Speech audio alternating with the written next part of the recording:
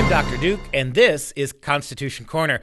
Well, one of the interesting things about the Constitution is that it says almost nothing about education, and it certainly says nothing about public school education. This is not a mistake. This is not a place where the Founding Fathers dropped the ball. This is not an anomaly. We know from the minds of our constitutional founding fathers that which is not mentioned in the founding documents, in the Constitution, is something that has no business being undertaken by particularly the federal government. And there is a huge reason why the federal government was left out by the founders in terms of education, that the founding fathers make no provision whatsoever for public schools. It's because they knew. They knew, as we've said many times, that if you put the federal government in charge of education, then inevitably they will come to educate children for their purposes and not for yours. They will use education as a tool to further the ethos of big government at the expense of American independence and liberty, and we see that happening now.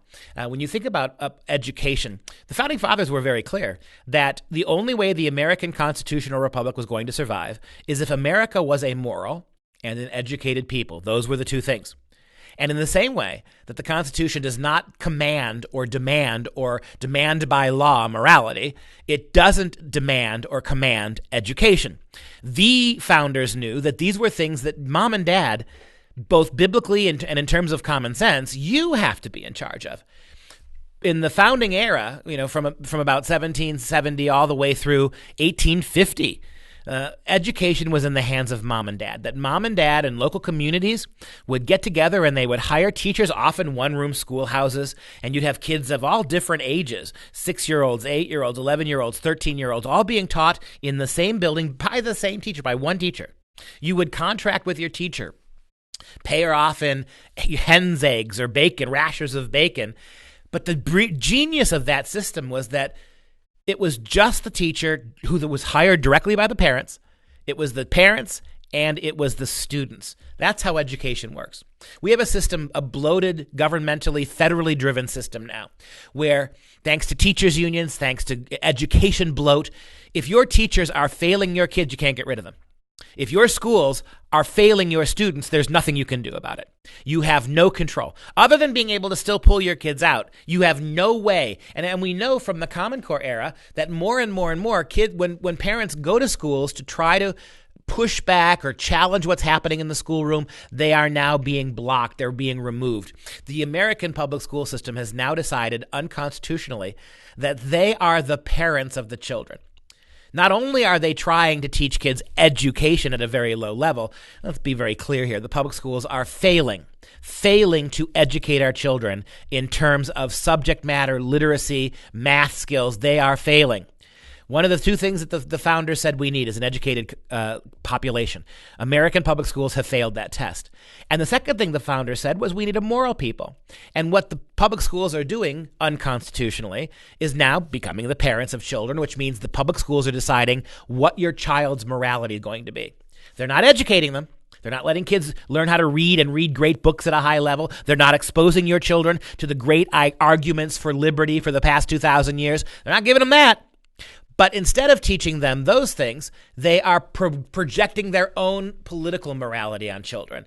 They are socializing your children to be socialists, to be anti-American. They're socializing your children with radical sexuality education earlier and earlier and earlier. States from Oregon to New York and from Colorado to Oregon have begun radical comprehensive sex education for little kids who aren't getting a critical thinking education, but are getting a highly sexualized education. All of this benefits teachers' unions, big education companies and corporations, and ultimately a federal government that is increasingly overstepping its constitutional boundaries. You should not be comfortable with the idea that the federal government of the United States feels that they are the first authority in educating your kids. Look, I'll walk across the country barefoot if you can give me an example, just one example, of how the federal government appropriated to itself something that it really couldn't handle and something that it had constitutionally no right to. And then when they failed at it, actually gave it back to the people. It never happens. And now I fear that education is squarely in possession of the federal government. Check out the ESSA Act sometime, the Every Student Succeeds Act, passed by congressional Republicans in 2015. Two houses, House and Senate, Republicans pushed this through, which really for the first time allowed the federal government a constitutional foothold, a legal foothold in controlling education. Take a look at that document if you think that the federal government is not in charge of American schools. It is now. And so from a constitutional perspective, you can't fix this anymore. The feds own it. The education is low. The standards are low. The indoctrination is high. The lies about our history and our government are high. What you can do still as constitutional citizens of the United States is get your kids out.